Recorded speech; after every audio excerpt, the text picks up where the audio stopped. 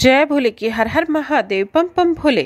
आज मैं आपको सुख सागर 10वें स्कंद का 63वां अध्याय सुना रही हूँ। भयो कृष्ण के संग अति बाणासुर संग्राम, पुनि हरने हरि की करिए स्तुति परम ललाम।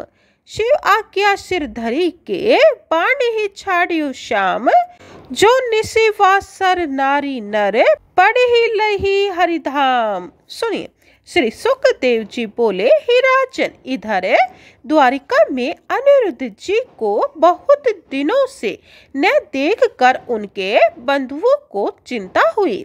उस प्रकार सोच करते करते जाते वाले तथा बंधुओं को 4 मास व्यतीत हो गए, परंतु अनिरुद्ध जी का कोई पता न लगा।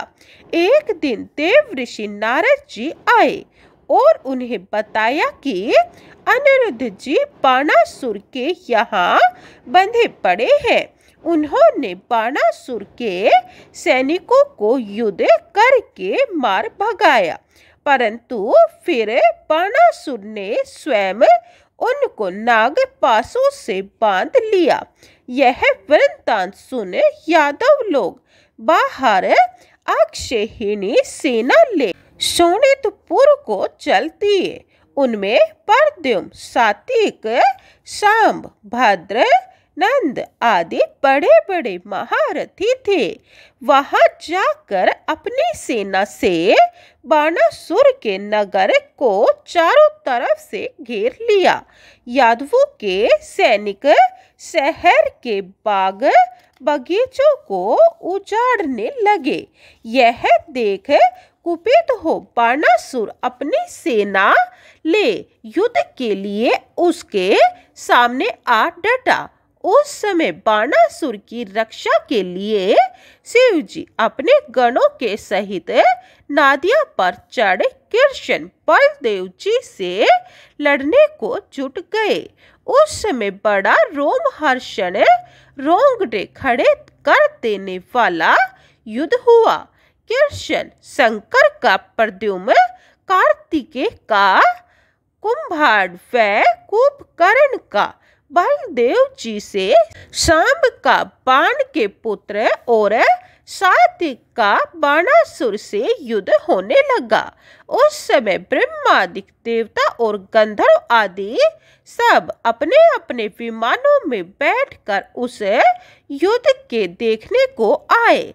संग्राम में श्री कृष्ण जी शंकर के अनुचर भूत, प्रमथ, गुहक, डाकिनी, प्रेत, पिशाच, ब्रह्म, राक्षस आदि को बाणों से मार मार कर भगाने लगे।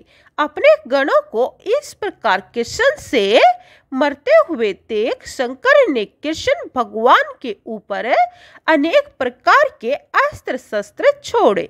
भगवान ने उन अस्त्रों को अपने अस्त्रों से शांत कर दिया। ब्रह्मास्त्र को ब्रह्मास्त्र से, वायव्य अस्त्र को पार्वत्यास्त्र से, अग्नि अस्त्र को पार्जन्य अस्त्र से, पशुपात अस्त्र को नारायण अस्त्र से शांत कर दिया। फिर कृष्ण भगवान जृंभण यानी जम्भाई लेने वाले अस्त्र से शिवजी को मोहित कर गदा और बाणों से शिवजी की सेना का संहार करने लगे। स्कंद प्रद्युम्न जी के बाणों से घायल हो रक्त टपकाते हुए रण से भाग गए। कुंभकर्ण और कुंभकर्ण बलदेव जी के परिघ के प्रहारों से घायल होकर गिर गए। उस समय बाणासुर की सेना में एकदम भग्गी मच गई। बाणासुर इस तरह अपनी सेना को भागती हुई देख युद्ध में सात्विक को छोड़ कृष्ण भगवान के ऊपर टूटा। बाणासुर ने 500 धनुषों को खींचकर एक साथ ही एक एक धनुष में 2-2 बाण चढ़ा दिए। उसी समय हरि भगवान ने उन्हें 500 धनुषों को उसके हाथ में ही काट गिराया और साथ ही रथ में चूर चूर करके सारथी और घोड़ों को भी मारकर शंखनाद किया। उस समय बाणासुर की कोटरा नाम की मैया अपने पुत्र बाण के बचाने के लिए निर्वस्त्र होकर श्री कृष्ण जी के सामने आई। श्री कृष्ण जी ने उसे देख मुख फेर लिया, क्योंकि निर्वस्त्र स्त्री का देखना धर्म के विरुद्ध है। इतने में अवसर पाकर बाणासुर रथ और धनुष लेने अपने नगर में चला गया। इधर जब सब भूतगण भाग गए तो शिवजी ने 3 सिर पैर वाले अपने शैव जवर को भगवान कृष्ण के ऊपर छोड़ा। भगवान कृष्ण ने उस ज्वर को आता हुआ देख उससे भिड़ने के लिए अपने शीत ज्वर को छोड़ दिया। उस समय विष्णु के ज्वर से पीड़ित हो शैव ज्वर डर के मारे श्री कृष्ण की स्तुति करने लगा। हे भगवान, अनंत शक्ति वाले परेश सर्वात्मा, आपको मैं प्रणाम करता हूँ। उसकी स्तुति से प्रसन्न हो भगवान ज्वर से बोले, हे त्रिशिरा, मैं तुम्हारे ऊपर प्रसन्न हूँ। तुमको अब मेरे ज्वर से कुछ भय नहीं होगा। जो मनुष्य हमारे इस संवाद को सुनेगा उसको तुमसे भय नहीं हो सकेगा। यह सुन शैव ज्वर अच्युत भगवान को प्रणाम करके चला गया। बाणासुर फिर तैयार होकर कृष्ण से लड़ने के लिए संग्राम में आ डटा। उस समय बाणासुर ने हजारों भुजाओं से कृष्ण जी के ऊपर बाण छोड़े। भगवान कृष्ण ने उसे समय अपने सुदर्शन चक्र से उसकी भुजाओं को वृक्ष की डालियों की तरह काट गिराया।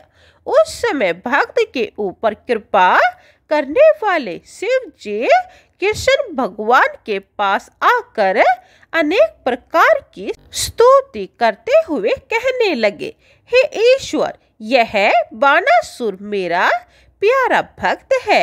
इसको मैंने अभय दान दे रखा है, अतः आप इसके ऊपर कृपा करो। शिव जी के वचन सुन भगवान बोले, शंकर जी, तुम जो कहते हो वही काम मैं करूँगा। इस बाणासुर को मैं पहले भी नहीं मारता था, क्योंकि मैंने प्रहलाद के लिए यह वरती दिया था कि तुम्हारे वंश को मैं कभी नहीं मारूंगा। किंतु फिर भी मैंने इसके घमंड को दूर करने के लिए इसकी भुजाओं को काट डाला है। पृथ्वी के भार को नष्ट करने के लिए ही इसकी सेना का संहार किया है। इसकी बची हुई ये 4 भुजाएं सर्वदा अजर अमर रहेंगी। यह तुम्हारे पार्षदों में प्रधान माना जाएगा। इसको किसी से भय नहीं हो सकेगा। बाणासुर ने इस प्रकार अभय वर पाकर श्री कृष्ण भगवान के चरण में दंडवत कर प्रणाम किया।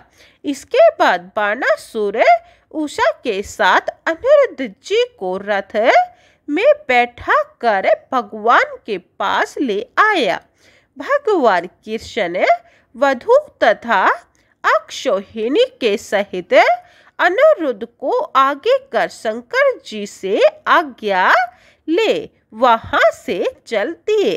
ध्वजा, पताका, तोरण और बंदर वालों से सुसज्जित द्वारिका नगरी में प्रवेश करते समय पूर्ववासी ब्राह्मण तथा बंधु वर्गों ने आगे जाकर उनका स्वागत किया तथा उनने शंख, नगाड़े आदि बाजे बजवाए।